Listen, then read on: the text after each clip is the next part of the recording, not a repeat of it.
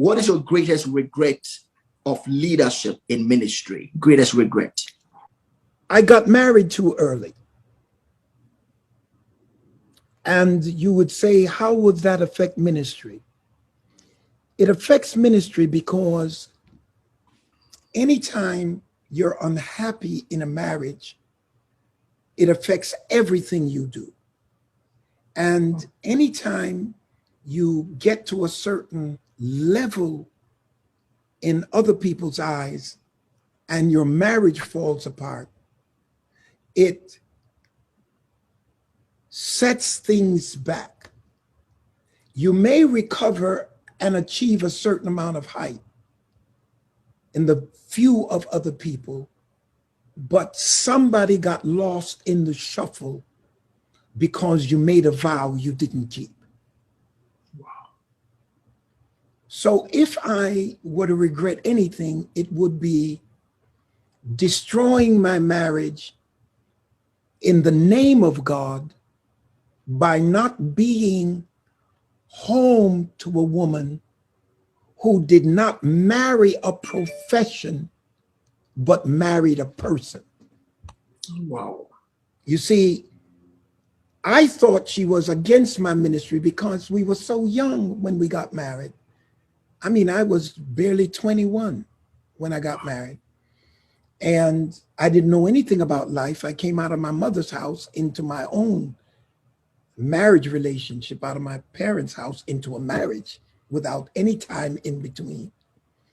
And when I was a novice, I was a tyro. I was not educated to the attitudes of being in a companionship with someone. So I'm preaching all the time, gone all the time, thinking I'm moving in the things of God, totally believing that she and my children were in total support.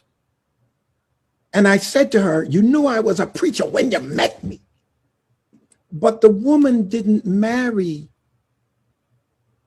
a profession.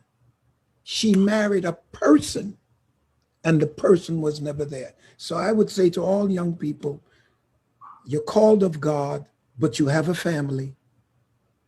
Go home. God is not angry when you go home and you take care of the things of the world, how you may please your mate. That's the single greatest regret that I have now that you force me to go into what I don't want to go into, and that's living in regret. But the greatest regret I have is that I destroyed my marriage because I married too young.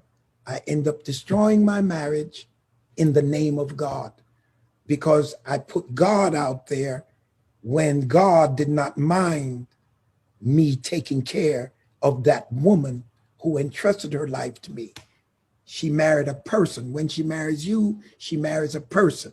You don't go home speaking in tongues. You go home with a gift. You don't go home putting a Bible in her hand.